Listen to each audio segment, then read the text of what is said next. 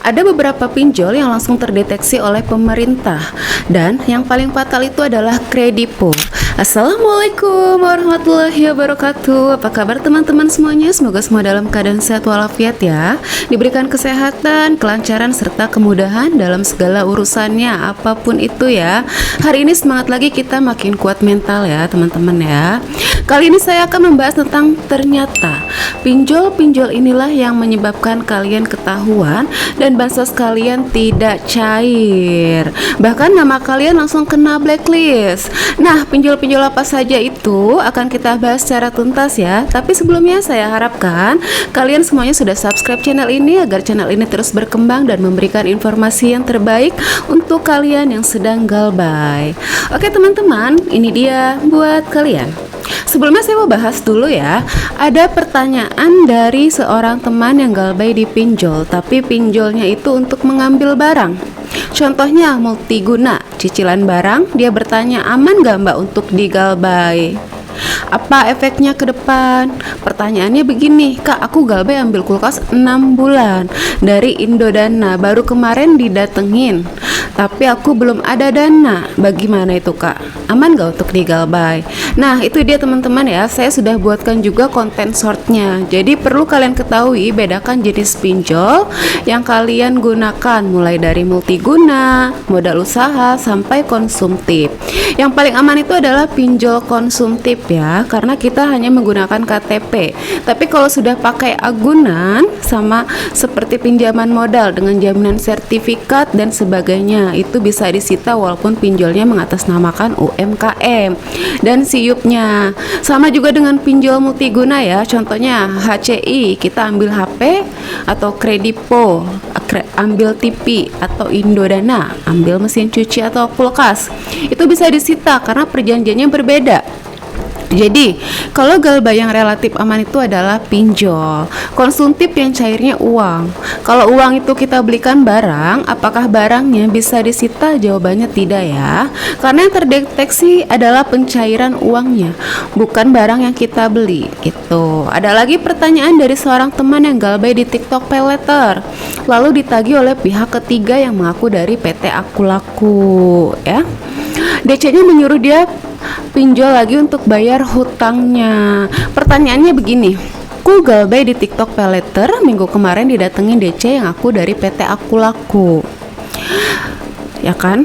Tapi dia tidak menunjukkan surat-surat dan tidak menunjukkan ID cardnya. Dia hanya menunjukkan foto dan tagihan dari HP. Terus aku disuruh pinjol ulang untuk bayar tagihan. Untungnya dataku sudah tidak bisa. Nah, itu dia teman-teman ya. Jadi apapun arahan DC, jangan pernah membayar pinjol kalian dengan pinjol lagi. Itu sama aja gali lubang tutup lubang. Jangan pernah memaksakan diri ya. Dan jangan ikuti perintah DC apapun. Kecuali kalau dia menawarkan bayar pokok lunas dan ditunjukkan langsung di aplikasinya.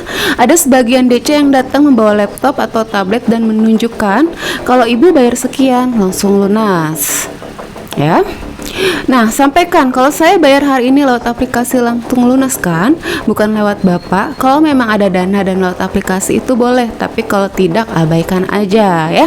Karena kalau kalian terlalu sering mengiyakan, kalian akan dicatat sebagai orang yang memberi janji gitu ya teman-teman ya. Jadi hati-hati dengan ucapan kalian saat bertemu sama DC ya. Lanjut lagi teman-teman, ini informasi yang sering ditanyakan terkait bantuan pemerintah yang akan cair, seperti bansos dan bantuan anak sekolah.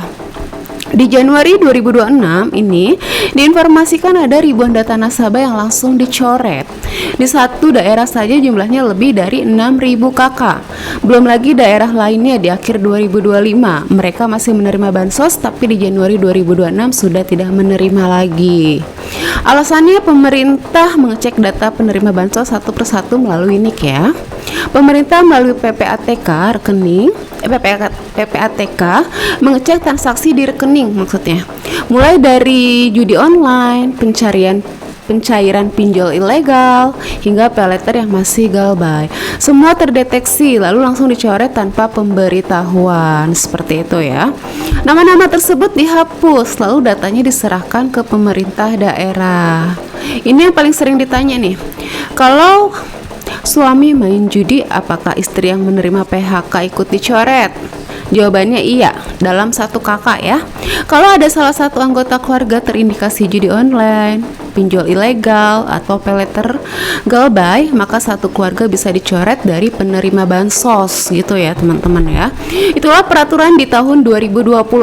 Aspek yang paling tinggi menyebabkan pencoretan adalah judi online. Lalu pinjol ilegal.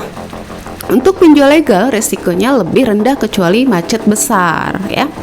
Pinjol yang paling terdeteksi langsung dicoret dari bansos antara lain Kredipo, Akulaku, semua pinjol ilegal serta paylater besar. Yang paling sering terdeteksi adalah Shopee Paylater dan GoPaylater.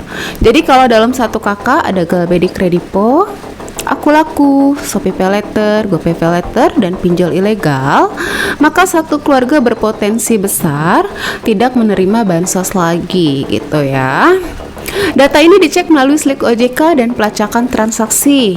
Tapi di sisi lain, pinjol ilegal yang merugikan masyarakat seringkali tidak tertangani, ya kan? Tertangani maksimal. Ini memang terasa berat sebelah sih ya. Namun teman-teman tidak usah terlalu dipikirkan atau disedihkan. Kalau sekarang tidak menerima bansos, berarti rezeki kalian datang dari jalan lain ya. Jangan jadikan ini beban. Pemerintah sendiri pun mengalami gagal bayar triliunan ke negara lain. Itu sebabnya pinjaman konsumtif perorangan tidak pernah masuk ke ranah pidana. Jadi buat kalian yang galbay, jangan khawatir berlebihan, jangan takut. Kalau bulan ini nama kalian dicoret dari bansos, jangan berkecil hati. Masih banyak rezeki lain yang bisa datang, gitu ya. Oke, dia itu informasi yang bisa saya sampaikan. Semoga ini menjadi mood booster untuk kalian semuanya. Semangat baru dan semakin kuat mentalnya ya. Fokus pada ekonomi kalian, fokus pada keluarga, perbaiki untuk mencari rezekinya. Semoga disehatkan badannya ya teman-teman ya. Oke, akhir kata saya ucapkan Assalamualaikum warahmatullahi wabarakatuh.